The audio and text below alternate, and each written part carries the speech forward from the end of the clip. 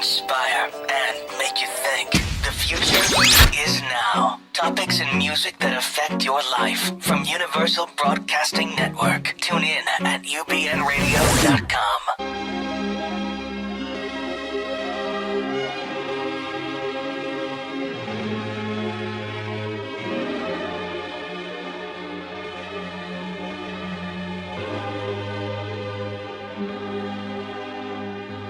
Shut up, just shut up, shut up, shut up, just shut up, shut up, shut up, just shut up, shut up, shut up, just shut up, shut up, shut up, just shut up, shut up, shut up, just shut up, shut up, shut up, just shut up. I never get tired of hearing our intro song. You never get tired of telling me to shut up. Sorry, I'm just tweeting that we're going to be talking to Marianne in 2 minutes or longer, depending on how long we chat. Should I say 10 minutes? I think so. Marianne Williamson, that is. We're very excited to have her on the show today. Hi, everybody. I'm Anna Garcia. I'll be right with you all. That's Dorothy Can you Lucy. intro She's me? busy. She's kind of busy. You know, she lives in Malibu. She has the life. She likes to say she's Nash's mom and she's David's wife. Keep going. And you're a philanthropist. And I screwed up your lovely event last week. You can talk about that while you I'm tweeting. didn't I think screw it I up. screwed it up. No. I really did. And I had this beautiful event, and it was for the mannequins. The Mannequins, and that's a fundraising arm of the Los Angeles Assistance League, one of the oldest charities founded by women in Los Angeles. So it was a very fancy group. In Beverly Hills. And I showed up late and disorganized, and I think I was a little too silly for the room. I think the room was sort of serious philanthropists, and I was just being me. I think they are a little serious, which makes me think that maybe I don't fit in either. So don't take it badly. Why are you part of this charity? They're all models. Are you tall enough to be part of this charity? No, I'm not. That's the whole thing. I mean, that was the part that kind of threw me off, and I said to them, I'm not modeling. That's not me. I like the history of the Mannequins, founded in the 40s, and what they did was they would raise money for all sorts of charitable causes by volunteering to model. So many of these women are models or part of the fashion industry, like Alina Sobolov, who was the chair of the event, and it was a beautiful, beautiful event. But they're all very serious. When I walked out, I stepped on Galina's foot. So that Oh was my first God. faux pas. I thought I broke her toe. And when when Dorothy finally got there, I tweeted. we had to go right ahead and get her changed. And the problem was that the event was starting, and so we had to get Dorothy into a Max Mara dress because Max Mara was the sponsor and was doing the fashion show. Okay, it was a gorgeous, expensive designer dress. Gorgeous dress. But I was a little late, and I had a really good excuse. Do we have pictures? Do we have pictures, John? I think we have a picture of Dorothy on the runway with her Max Mara borrowed dress. But worse than that, Dorothea. Did I just break your microphone, John? What's happening over here? It's chaos today. Okay, so I show up late. I had something at my son's school. Right. I get a call from Deborah, who often does this show with us. Right. Deborah calls me 15 minutes before the show is starting, and she's upset because she went to the wrong hotel because she's a goofball. Oh, that's hilarious. You've done that once before for one of our events. She was upset that you were going to be angry with her, that she was late. And Am I I said, that scary? Apparently so. And Apparently I said, so. I am hosting this event, and I'm 20 minutes late. Oh, my God. It was so funny. And everyone was in a panic about it. So then we get Dorothy on stage. John. No, wait. First, all these naked women were backstage because everyone was modeling. There was this that's beautiful right. fashion show. I run backstage. You ripped my dress off. And then you... But for a better dress, what are you complaining about? But then you just moved over an inch and took a photo with a whole bunch of people who did have clothes on. So I almost did like a nude photo bomb. But you've done that before. But this wouldn't be a first for you. This would have been inadvertent. Anyway, it was a beautiful event. It was really beautiful. But the funny part was, so Dorothy goes out on the runway wearing this fantastic dress, and then she can't read her script. So there's Dorothy. Well, you saw me trying to tweet right now. I'm blind. Right. But the point is, you should bring your glasses with you. So I see Dorothy. She's the hostess of this event, and she's just struggling. And there were bright lights in my eyes, and I'm yeah, blind. that's true. And then so I ran up there and I gave you my glasses. Yeah. What's happening over there? I think I'm not going to touch it. Don't Thank touch you, John. it. Okay. I think we're all okay. So John's still trying to find that photo of you wearing my glasses, looking way cuter than me in my glasses, and I'm just so sick of you looking cuter in all of my things. I had on a really fancy, expensive dress. It could have been that. No, that was cute. And we raised some money. It was a great event, but you're right. They're kind of serious. Yeah, kind of serious. But I think my goofy girlfriend, who is not at all serious, Brooke, is calling in. Oh, she is? Yeah, I think so because we've She's had calling this, in right now? I think so because we've had this child. Is we're this sort just of, like a premonition? We're sort of the well, I told her to. We're sort of the two moms, and I keep saying we're partners just to mess with people. But we are the two moms to this little boy who is here from El Salvador. I brought him back. I have pictures of that. Oh, oh, look at Rodrigo. I mean, come on. And that's Brooke. Okay, so those are the two moms of this little boy. So you know this, Anna. When he came here, he suffers from microtia. He had one ear. It used to take 7 surgeries to fix this. You can now fix it in 1 surgery. And I won't give you too many of the details, but it's basically a boob. It's basically boob material. And they put on a prosthetic ear, and then they cover it with your own skin. It's amazing. So this little boy now, is that you, Brooke? This little boy now has 2 ears. We're sending him home with 2 ears. It's me. Hi, I'm you. here. So Brooke and I are both hosting this child, which means he's ping-ponging back and forth between my house and her house. And she has 3 kids, 3 dogs, 2 cats, and a pig. So The pig is adorable. I saw the pig on Instagram. The cutest thing ever. It's a little baby pig. So which house do you think he likes to be at? I think the one with the pig, that's where I would go. So are you guys on the way to the doctor? Sorry? Are you guys on the way to the doctor? We are on our way to the doctor. We just took a quick little stop right near the Burbank Airport at the police helicopter area, and he got to get in a police helicopter. And wow. super excited about that. He loves helicopters, and he got to watch a bunch of airplanes take off, and he has his own little T-shirt, helicopter T-shirt and hat. And so we are actually at Baja Fresh, where we head over to Cedars. Could you get lunch for us while you're there? So he's going to find out when he's going home, and we think it's next week, right? Yeah, it's supposed to be next Thursday. It depends on what the doctor says today. If he gets a good bill of health check, then he will be heading home on Thursday. And then what are you and I going to do? For God's sakes, Take care of the little pig. The little pig needs mommies. Pig. We've been the 2 moms to this little boy. Those pictures are from the zoo. Okay, when he got here, he's in Brooke's menagerie of animals, and he said he wanted to see a penguin and a giraffe. So the 2 moms take him to the Santa Barbara Zoo. Oh, remember the whole way there? I love that zoo. That's one of my favorites. He's asking us a question the whole way there, and between us, we don't have a sophomore Spanish education, and so he's asking the same, and he mumbles a little bit, because he's had hearing issues his whole life. Right. He's asking us the same question over and over again. So we finally call someone from Mending Kids who's fluent in Spanish, and he was saying, "Are we there yet?" And then we thought he was going to be so excited. I mean, he was excited, but we thought that we were going to be spending, a good 10 minutes at each animal at least. And he'd get there and he'd look at them for like 10 seconds and be like, okay, all right, moving on. We forced him to feed the giraffe because he really wanted to see a giraffe. And then he got there and he was so over it within 10 seconds because he is a boy. But you buy the lettuce and it's like $1 a lettuce leaf. So we forced him to feed the giraffe until we got good pictures. Aww. Long black tongue. Yes, Marianne knows. Long black tongue. And Dorothy's, of course, referring to our guest who's standing by very patiently, the one and only Marianne Williamson. I have to say goodbye to you, Well, Brooke. you have to say goodbye to Brooke because there's just one thing we have to get in before we get to Marianne because, of course, Marianne will be absolutely fascinated by this. So, much to our surprise, Dorothea and I are one of 10 finalists. You're going to make Marianne sit through this. Marianne's going to listen to this because I need her vote. Okay. She's here to talk about voting. Right. She will totally get this. All right, so Dorothy and I are one of the top 10 finalists to not only win a trip to Switzerland.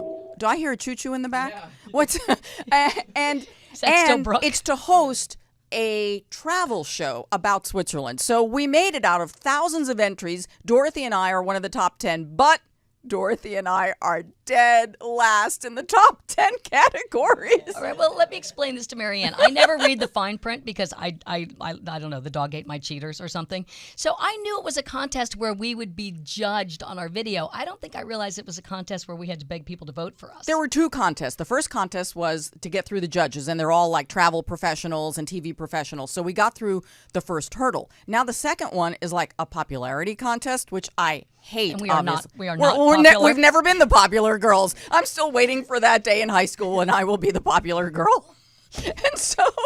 And so there's also the voting is really complex. People think that they voted, but they didn't. All right, get in your plug so we can get to Marianne. Okay, so and she can talk about what she wants to talk about. Real voting for Switzerland, right? That is why she came in. So John, do you have something you could put up? Okay, so it's called Lights, Camera, Switzerland. Please vote for us.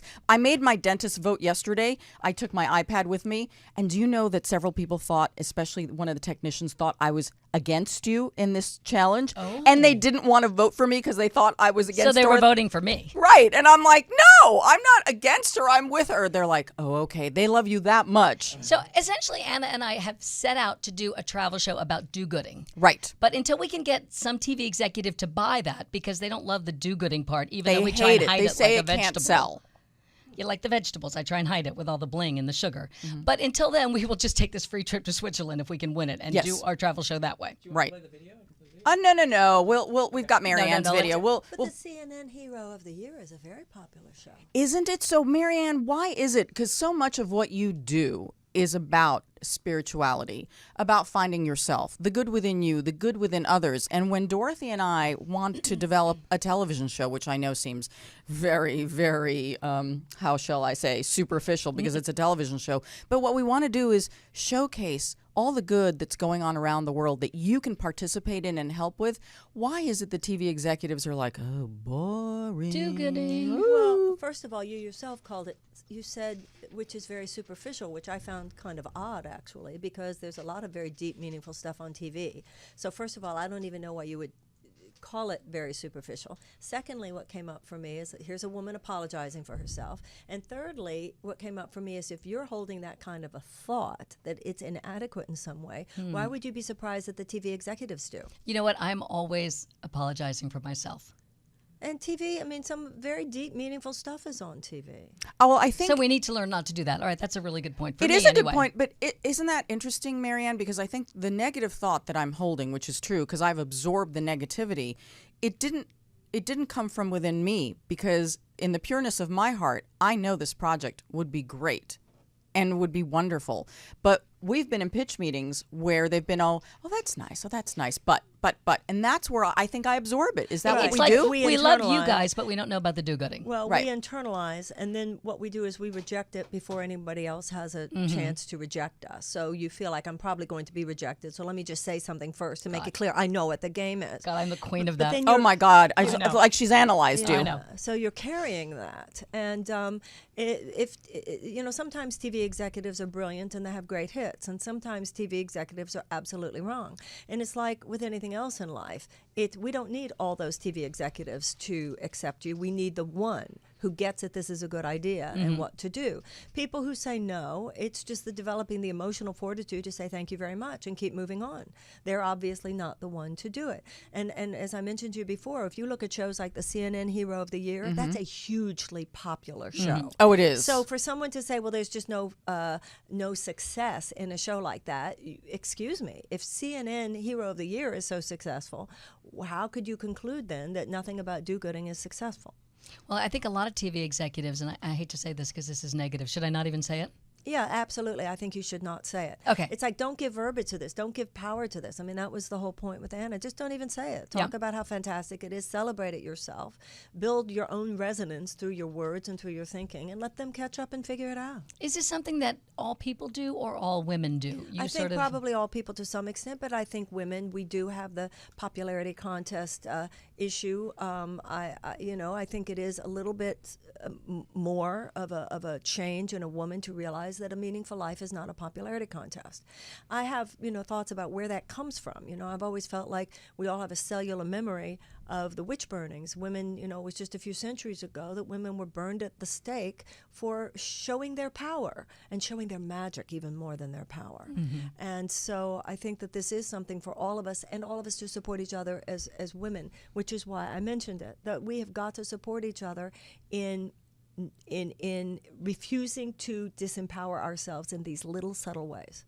I'm such an enormous fan of yours. And so's my boyfriend. Do you know he wanted to move all his meetings around today just to come in, and he had X'd out that time, and then a meeting got one that he couldn't move. All he wanted to do was come in here and meet you because he thinks you are so fantastic. And every time you speak, especially on the Bill Maher show, he just loses his mind, and he's been going on and on about Oh, you. thank you. Well, I hope I will meet him at some point. He's a huge So fan. he's so spiritual. What happened to you? No, I'm joking. You see, Marianne, try to be positive. And negative Nelly over here. Negative Nelly. But you know what? And I do that all the time. And some of it's my humor, and some of it is just I'm already saying no before you can say it. I Right, completely understand that.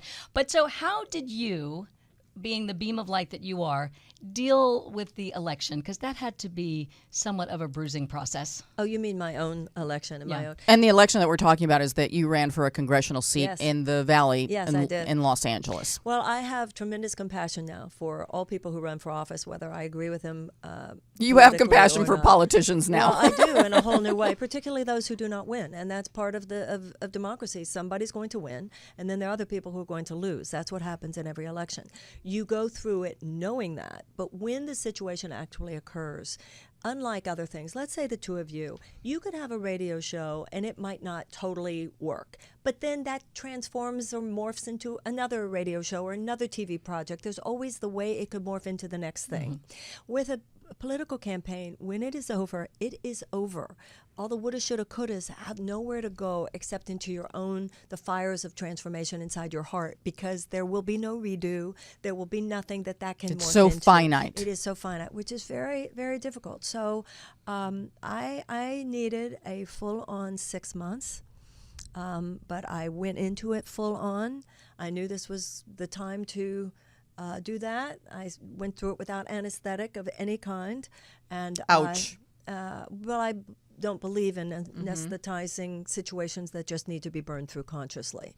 And then after 6 months, it was done. And now I'm doing this Sister Giant conference this weekend because at the end of that 6 months, it was time for next. What's the next question? How can I best contribute now? How can I best serve now? Just like you were talking about, you have a TV show, so you're going to try for that Switzerland thing. You show up for it. It may work, may not. Just the effort is going to add to the resonance and the power by which you move on to the next thing if it's not that. So how I dealt with it was as honestly and self-aware, with as much self-awareness as I could.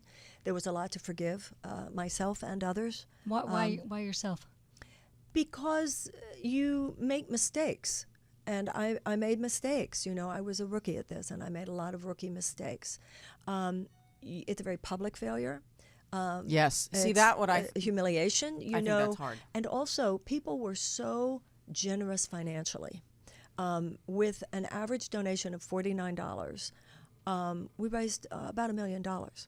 So even though I know intellectually that people don't give to a political candidate knowing that the political candidate will win, you feel this, at least I did, this personal responsibility. Oh, they gave me a financial investment and I didn't turn it into gold. So there were, if you ask me about book publishing, you ask me about the Course in Miracles, there are a lot of things with which I've been involved for decades, and I can tell you what I know. I had never done this before. Yeah. I had it down when it comes to issues. I felt, boy, I could go to Washington and I could hit the ground running from the day I got there. I still believe that, and many elected politicians believe that, or they wouldn't have endorsed me. What I didn't have experience in was running a political campaign.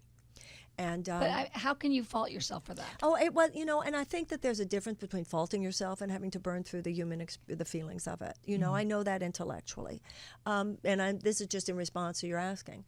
But I did move through all those internal dynamics, and that doesn't occur in a day. And then it's amazing how grief operates. It's amazing how processing operates if you allow your psychic immune system to do its thing, and then it's on to the next thing. You told Oprah that one of the things that you regretted about that campaign was that you didn't listen to your gut, that you always listen, and instead you kind of relied on others to tell you. Yes, I think there's, even though I always say that my life works well when I practice what I preach, and so intellectually I understand that your internal guidance should be the answer in every situation, no matter what.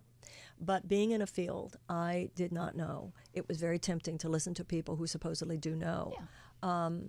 And also, part of the problem with a political campaign, at least as I experienced it, was you're moving so fast. So you can know all the stuff about how important it is to remember to meditate, how important it is to remember to be in touch with your own internal guidance and your own internal wisdom. But when you're going the way you're going each and every day from early in the morning to late at night, you easily can get out of your center. And so you're not overseeing what's occurring with the same level of depth and sort of higher intelligence that you might otherwise do. Do you think that to be a politician, you basically have to be wired in a completely different way? And I don't mean just from you, but I think the same thing for myself, the same thing for Dorothy. I can't ask this anybody to vote for the Switzerland thing. I know, so she I could can't. never. No, absolutely, I do not think that. I think that a lot of people, particularly in the fields of personal growth and recovery and spirituality and stuff, have this idea that politicians are some different species or something. They're animals to some degree, the way they attack each other sometimes. I'm sorry. You don't think sorry. so? There are some wonderful people. There are some wonderful people in working, and this is public service, and especially now that I know what people go through just to run, there are some fantastic people in office, and that's one of the reasons I do Sister Giant, because I want to be able to, there's a sitting senator coming, there's a former congressman coming, there are 2 congresspeople coming who represent a consciousness in politics. We need to not just criticize what we don't like about politics. We need to identify the things that we do like and that are working and support them and celebrate and contribute to them. So I think that we need more people who get what's important in life, who do want to go into the field, and to find the people in that field who are standing for exactly the values we say that we care about. But they're actually in there. It's easy to just criticize it from the sidelines. There might be a little bit of a disconnect, and I think you running, this doesn't help heal your heart, but you running, I think... My heart's healed now, good, so thank you. You're cool now. I think this helps others, because I have so many friends, like Ming, your boyfriend, who desperately want to hear you speak and would pay to hear you speak. Mm-hmm. But when I would say to them, hey, Marianne's going to be in Malibu and she's running for office, there was some sort of ooh, that's politics. I know. It's so unfortunate, because how can you say, I'm into spirituality? Okay, I'm into spirituality means I'm into love. I want to serve love. Mm-hmm. But yet you're not going to show up to address the fact that 17,000 children are starving every day on this planet. Excuse me, where's the love there? Yeah. I mean, love is a participatory emotion. There's a lot of talk these days about people being depressed and all of that. Decades ago, they would say, if a teenager is in trouble, drugs or whatever, acting out. We both have teenagers. Okay, Yes, and oh I've God. had one, so I understand. So decades ago, people began to realize you can't really address psychological or emotional problems of a child without addressing the larger family system Right. under which they dwell. Now, the same is true with what's going on in our personal lives now. You can't see your own issues separate from what's going on with larger societal issues. We are all dwelling at the effect of this assault of modernity. Somebody has their head chopped off in Iraq, but it's on your computer screen in Illinois. You think that you don't really care that much about multinational corporations with undue influence over the government because you don't want to be involved in politics. But then you ask yourself, how did all these GMOs get in our food? Mm-hmm. Why is it that the ground is contaminated? How come my children are getting asthma because of what's in the air? So these public issues ultimately come to your door. Mm-hmm. So it's really time, if we're going to talk about awakening, the people who claim to make awakening what they're about, to just awaken to what's going on in your life is a deep sleep. Being really awake means understanding and being awake to what's going on in the world and applying the same principles by which you transform and heal your own life to transforming and healing the planet. Do you think that people wanted to hear your message in the framework of a campaign? Because you come at it from a different perspective than, at least in that particular situation, than the other candidates. So I'm curious as to how that resonated within the framework that you had to work in. It was fantastic. I mean, it was extremely exhilarating, and I'm only confirmed in my belief that people do want a more meaningful relationship with the public sphere. The transformational community, and I know that what you said was true, many wouldn't show up, they didn't want to know about politics, but many did. Mm-hmm. People gave financially, and people gave their votes. The problem in my race was not that the transformational community did not show up. My problem was that I was not successful at reaching out beyond that community. I see. And do I think that there were people beyond that community who had this prejudice, this prejudgment that, oh, she's going to be all flowery New Age talk about politics? Unfortunately, there were, and would not hear me. But still, the failure was mine, that I was less successful than I might have been in making sure they had the opportunity to see me and hear me.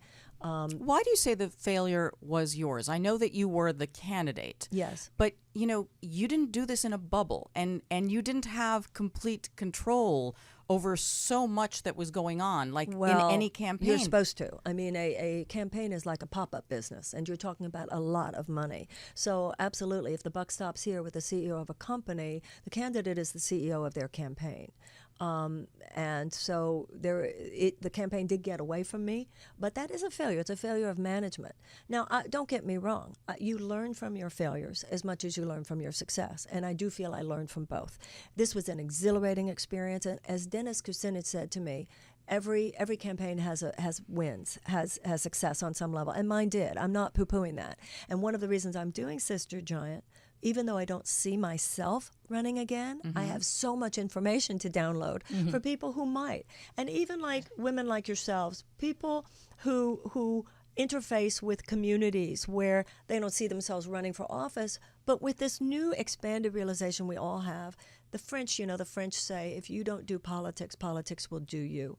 All of us need to become conscious citizens now. All of us need to become conscious about what's going on in this country and in this world. And one of the reasons I believe that Sister Giant is such an opportunity is that just by participating, we're part of this resonant field of possibility. When you have politicians from Washington and people who are big voices in so many of these areas, getting money out of politics, race relations, mass incarceration, ending the drug war, economic inequality, racial inequality, the food movement, who are attracted to being there because they know something's going on.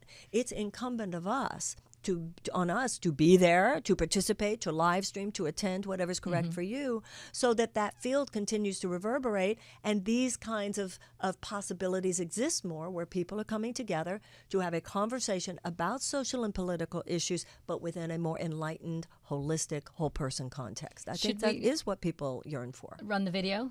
Yeah. And then we'll yes, talk of course. specifically about Yeah, it. yeah, afterwards. Thank Let's you look at so the video. much. Thank you. We're living at a time when there are these two parallel phenomena. On the one hand, there's a rising up of energy today, an elevation of consciousness that's created a much broader, more spiritually sophisticated understanding of everything. Relationships, health, economics, business, education, and most particularly, ourselves. This energy is light, it's peaceful, it's loving. It's a consciousness revolution and a cultural one. It's big, it's serious, and it's everywhere. But then there's another reality oddly happening at the same time, where our whole society today feels like it's been put into a straitjacket. There's this newly imposed sameness that you're not supposed to question, you're not supposed to complain about, you're not even supposed to notice it really, except to say, well, it's just the way things are. And many people have started to resign themselves to this, to look away maybe so they don't feel the upset that they would otherwise feel. Because this new boxed-in order of things feels like some inexorable force that none of us can turn around. And nowhere is this worse than in how our politics functions, because our government has been sewn into this straitjacket. It functions now at the behest of a corporate aristocracy, bought and sold to the highest bidder. Oil companies, pharmaceutical companies, chemical companies, big agriculture, defense contractors, financial institutions. First, they get what they want. And then, whatever crumbs that fall from the table of power after they've feasted are divvied up among the people. Well, some very bad ideas have produced some very bad results from this already. From climate change, to the poisoning of our food supply, to raging terrorism, to unsustainable inequality, to the dismantling of our democracy itself. And all that will continue until we change the trajectory of things in a really big way. When money rules our government the way it does now, creating an insane political establishment and sociopathic economy, it's time for a democratic revolution in America. A revolution of light and consciousness and love. The United States of America needs to re-democratize. So we need to use our voices now, not in whispers, but in strong, declarative sentences not just at dinner parties or rallies, but in voting booths all over the country, and make it exceedingly clear that the people of the United States have decided to take back our democracy, to return the reins of power to the angels of our better nature. We need to read, we need to think, we need to organize, we need to march, we need to meditate, we need to support the right candidates, we need to be the right candidates, we need to vote, we need to be noisy, we need to be unapologetic, we need to be willing to be dismissed, we need to be awake and alive and full of love and telling truth to power. And if we do, and when we do, then America will break out of this ridiculous corporate straitjacket that imperils us the way it does now. Our government is being held captive, and only we, the people, the citizens of this country, can free it, which is fine, because we can do that. For we have a power inside us, more powerful than all the powers of the world. We just need to remember now that this country is in our hands. Welcome to Sister Giant. Ignite your heart, ignite your brain, ignite the change. You have such a soothing voice that it calms me. Like I can look at the images, which are both upsetting and hopeful, but your voice is very soothing to me. Oh, thank you. Thank you. I really like that. But I think you said a few minutes ago that when you run a race, when it's over, it's over. I don't think so. I think it opened up. Well, right, and the part, it was actually cut off before the date. It's this weekend. Right. Oh, sorry. Yeah, put up, yeah. Put up that part. Oh, the punchline. Yes, and you're right, and thank you for saying that. And I do feel that way. That this is, I said during my campaign, you know, it's not like all of these issues are going to be handled if one woman wins a congressional seat, and it's not like the effort is going to end if I don't win a congressional seat. This really is a revolution of consciousness going on. This is as important a time in our history, I think, as any. We had slavery in this country, but the point is that a generation rose up and abolished slavery. Women did not have the right to vote, but the point is that a generation rose up and with the women's suffragette movement passed the 19th Amendment, and women got the right to vote. There was legalized segregation, white supremacy laws in the American South, but a generation rose up and with the civil rights movement passed civil rights legislation. I think it's our time now. We have a legalized system of corruption and bribery in our country today. The undue influence of money is so extreme. We need, in order to change that, to overturn Citizens United, we need a constitutional amendment that does that. We need a constitutional amendment that does provide for public funding of political elections. Otherwise, we will continue to see democracy dismantled in front of our eyes. We will continue to see only an increase in these horrifying consequences as a result. And so the way I see it, it's our turn now. And a crazy amount of money is wasted on elections. Oh, money that you could put to use in so many wonderful ways. And also it buys the elections. Not only is it a terrible waste of money, but it is also a way of ensuring that those who serve the financial interests of those who can afford to spend that kind of money then become the bottom line in policy decision making. Very real consequences of unnecessary human suffering occur as a result, both in this country and around the world. And I know you said this is bigger than one person winning an office, but I saw Elizabeth Warren in there. Hillary Clinton, are we... Well, am I putting you on the spot too much? No, you're not putting me on the spot. It's time for all of us as citizens to begin talking. I look forward to hearing more of what Mrs. Clinton will have to say. I am very concerned about GMOs and the dominance of chemical companies and big agricultural companies in our food supply and our agriculture. And so far, Mrs. Clinton is definitely an apologist for the biotech industry. She says the only problem they have is their vocabulary. They need to market what they're doing better. I rather passionately disagree with her.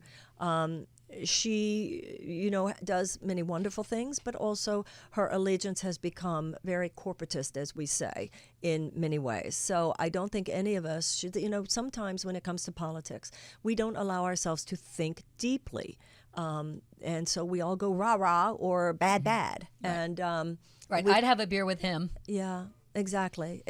We have a beer with him. So what? Yeah, that was George Bush. I've had a lot of bad beers with a lot of bad guys and women. You know, yeah. that it or hasn't even been a good great. beer with Right. that. And I think with her too. I think that the worst thing that we could do with Hillary Clinton is to just let her stroll to the nomination.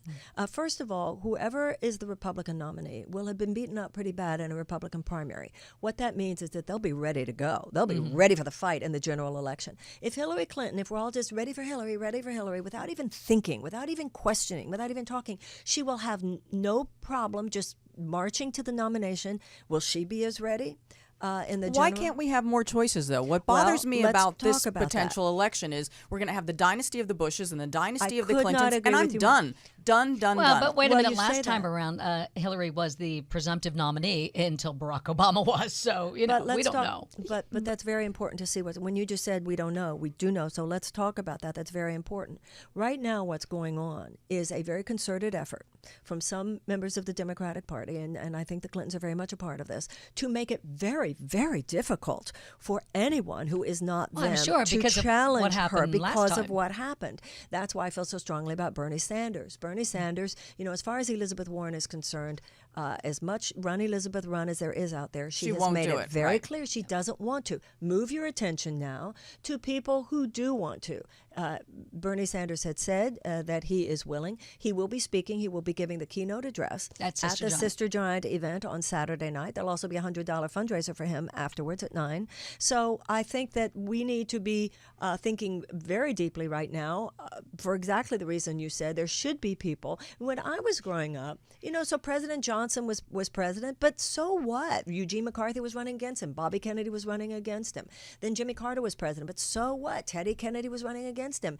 This idea of just limitation of choice, and then you add to that both the Democrats and the Republicans do everything they can to make sure independent voices cannot be heard. And this goes against everything that democracy should be about. When you just limit your choices to two people who represent, as you said, the dynasties that have already been in power, you have a real problem on your hands. And we need to do more than just say we're done. We need to say we got to get in there and fix this. But what about those other voices? Like I think about, I know you were really active during the Occupy Wall Street movement, and then that kind of has morphed into the Anonymous movement. And, you know, a lot of what Anonymous has to say actually resonates with me. Not everything that they say, but I feel that they, just like the Occupy Wall Street people, they all get marginalized, Yes. especially by media. And I'm sorry, but I've been part of that process, and I've been part of the pain and part of the problem. Right. And I'm hoping to rectify it in this forum. Well, exactly. And you bring up so many important issues. First of all, I think Occupy movement was very successful in what it set out to do. The average American now understands that there is a 99%. The average American now understands there is a 1%. That was not true before Occupy, and that is huge. I'd never thought of it as morphing into Anonymous. The problem with Anonymous right now is sometimes people say they're anonymous, and you don't even know if that's really the anonymous. Correct. So, but there's been That's some part of being anonymous. Yeah. Well, that's part of. So it's interesting. It's like what's the going on. anarchists. Like when they have a Yeah. meeting to be anarchists, it's like you can't meet if you're an anarchist. But what you said was so important, and when you said the media, it's not the media, it's the corporate media. Because what's happened, and Bill Clinton is the one who opened up the door for this, you have this consolidation of power, just a few multinational corporations who own the majority of media. And that's why what you're doing is so important. People who are not playing. So I think that many Americans realize that in order to get the real information of what's going on, you have to look outside. I know how much I watch BBC.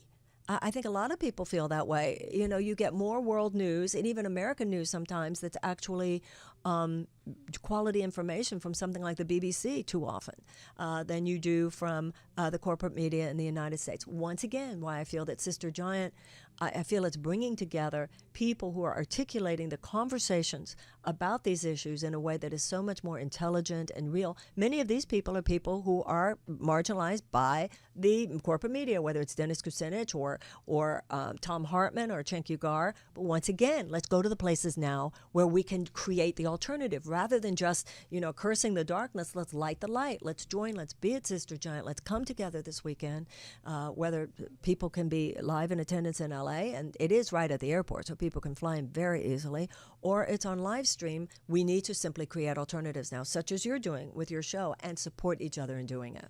So what do you hope to get out of the conference this weekend? I mean, I know it's not a specific goal, but... Other than lighting a fire, Other which than- would be good. No, satisfaction of a job well done, feeling like, yeah, we did it. That's what you get. These are not profit making. I would wish to recoup my financial losses. And, other than a phone call from my accountant complaining that why do you keep doing these things? Did we tell people how to go then, just to be sure we please, put up that absolutely. information? Thank you. Yes, people, yes, Okay. Sister Giant, sistergiant.com, where people can see that video, also another video and a video invite from me, and the registration page. It is $100 for the weekend, for the entire weekend. That's although really not that expensive. It's not. It's No, really not. please, for what this is. And scholarships are available. I And love that. students are $25. Oh, So that's brilliant. money is not something that we keep anyone away. Oh, that's so wonderful. I'm just curious about, as President Obama is finishing his last term. Yes. What was your greatest disappointment? And I know you've had many. You have not been pleased with some of his decisions, but what to you was either his greatest missed opportunity or the disappointment? Well, for me, I'm quite disappointed about his support for the Trans-Pacific Partnership, which I feel is a very, very bad idea, not only for the American worker, but for workers around the country, around the world. I'm very disappointed at the fact that an ex-Monsanto executive is now so high in charge of the FDA. I was That does seem wrong. It does Thank seem you it, very doesn't much. it? Like It you does. think. But where were the voices there? There was some. Well, if you and I weren't talking, then we have no right to say where were the voices. Do you know what I'm saying? We are the voices. And it's not why weren't they there, it's let's be there now. Once again, one of the things at Sister Giant this weekend will be a panel on the food issue, how to override and turn around what's going on right So now. you think we're basically poisoning ourselves with what we're eating? Well, we're not just we are literally doing it. And you cannot mess with your food supply for too many generations and come back from that. There is an urgency here. There is an absolute urgency. And I think Sister Giant, the purpose of Sister Giant is to help coalesce the energy of those who absolutely realize that and are ready to do something about it from a consciousness of love and positivity. Is there anyone out there in the horizon right now other than Ted Cruz who you would put your name behind out there for the presidential election? Anyone you're potentially excited about? I would very much like to see Senator Sanders run. I hope that he will. And I don't, too many times the really great people, we say, oh, but he could never win. And that's how we get what we get, particularly among Democrats, people who don't want to rock the boat. You have to be behind Hillary. We don't want to rock the boat. Well, he's an independent, isn't he? Well, yes, but hold on just one moment. I just want to say we are where we are because of too many people who've not wanted to rock the boat. That's number one.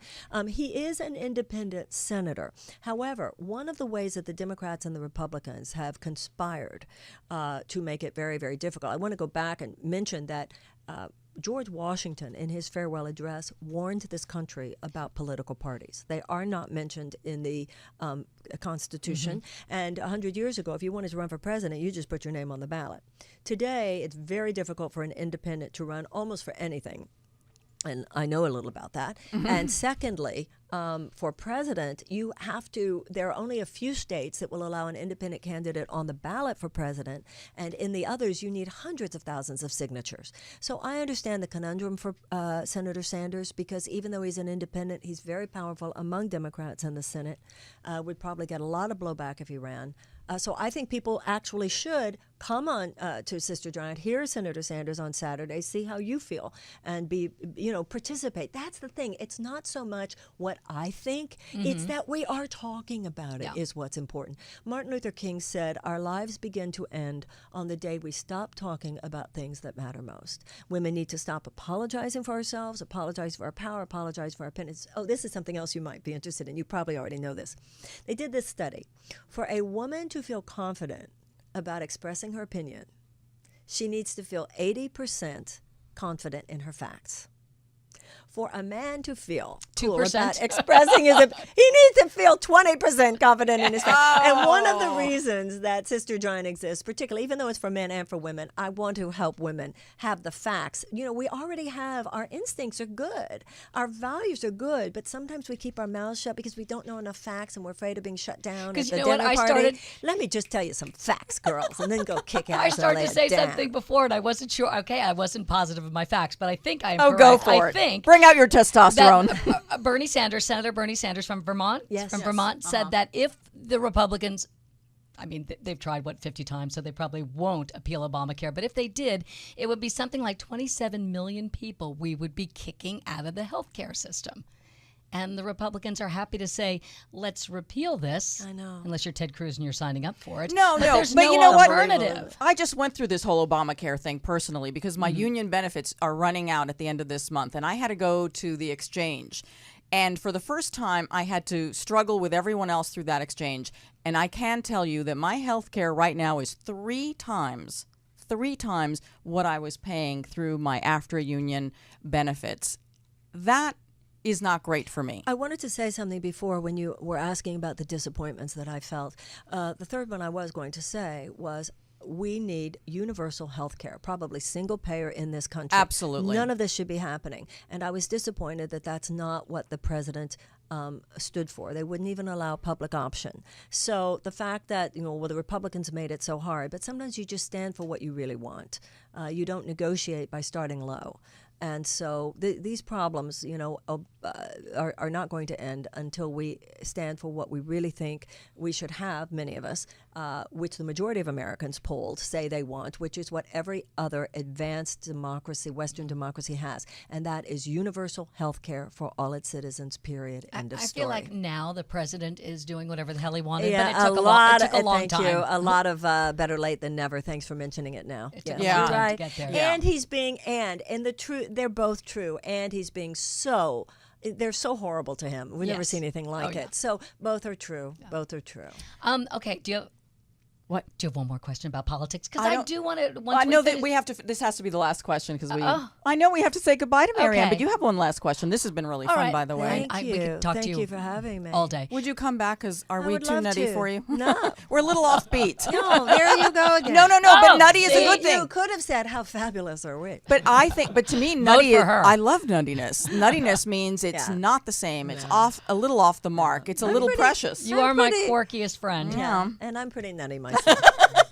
I just wanted to bring it back because I so love politics and I've so enjoyed this Are conversation. you going to be there this weekend? But I would love to be there this I weekend. hope you will be. But I want to bring it back just for a moment to what I think is the essence of you. And I remember the first time I ever interviewed you, I was doing a morning show, and you ran in late, and it was one of those days you were stressed, you were late, and you said to me, and it had such an impact. You were like, I can still. Essentially, you said, I can still be me, even if I'm a little stressed. So how do we do that? Well, first of all, I don't pull that off 24/7. So I don't want to promulgate the myth that maybe I can't. Professionally, I'm certainly disciplined. I think meditation is everything. I know it is in my life. If I've meditated in the morning, even 5 minutes, the chances of my not being able to pull off the serenity necessary are greatly reduced. So to me, the Dalai Lama said, if we want to save the world, we must have a plan, but no plan will work unless we meditate. And also, I want to say one little thing, if I may. Something that just happened with you guys is a perfect example of where we are stuck now. I think you mentioned children. So I'm not saying, quote unquote, you should be at Sister Giant, but there are too many people. You already mentioned how people who are just disconnected from politics. Okay. But right now, what I feel I'm dealing with is how many people who really think this is fascinating and still aren't going to be there this weekend. Like that Revolution video, over 10,000 viewers. Or I will see people who will make all these comments about Sister Giant that are so amazing. And I'm like, well, then why aren't you coming this weekend? Given the fact that you don't even have to pay if you can't afford it. So You're hope, better than Obamacare over there. well, I hope that you will support me in all of it. It's like you said, we need people to actually go vote for you. It's not enough that they think it's cool that you're doing that thing with the travel and the Right. Switzerland. But we have to close the deal here. Go to the internet and actually vote for them. It's sometimes that final action that needs to be taken where I think And I a loved lot what of you us need said to in the support each video. other. It's not about talking about it at a dinner party. No, it's not. That's fine. But I think you running for office, I think you obviously took, I know we have to go. You obviously took that giant step forward. So let's just encourage other people to step out of your comfort zone and do But something. Wait, I don't even know why it's more uncomfortable to sit out the party. What is so uncomfortable? I mean, this is fun. Because it doesn't come at you personally. To sit out the party means that easier? It's easier. You can deflect, But it's and you not- can't take not as responsibility. much It's fun. not I'm not easier. defending you it. You pay a price for that. You Yes, pay a you're price right. of a disempowered life. That's Yes. why when people go with me to Washington and they lobby, they go, "Oh my God, this is fun. Sister Giant is fun. Participating in the campaign was fun. This idea that it somehow that to me that's more comfortable. Kicking ass, knowing you're doing your thing. You're real grown up. I'm a real woman. I'm a real man. I'm a real conscious. I'm like laying it down. I'm doing it. That's comfort. Marianne on fire. Marianne Williamson. Oh my So gosh. kicking ass is comfortable. I love that. Thank you. Yes. Well, if you got your thing going on. And you do. Thank you. Thank you so much. Thank you for coming on. That was great. Wow. What a Wow. fun show. Thank you. I hate that we just said wow. But Wow, anyway, what's wow. wrong with wow? Okay, wow's good. That's a Okay. superhero thing. Wow. Why can't we embrace that? Yeah. Wow. No, it just sounded superficial. I wanted something better than wow. But anyway, Stop wow. apologizing. Wow. Oh. Shut up, Dorothy. Shut up. Even that she had to apologize for. Enough already. Goodbye, everybody. Thanks. I am Bye. the worst. Oh my God, Thank you saw that. Now that you've found UBN Radio and discovered our quality talk shows, it's time to spread the word to friends, family, and the universe. 24 hours of music and talk. Radio without limits. That's why people keep coming back for more. That's UBNradio.com.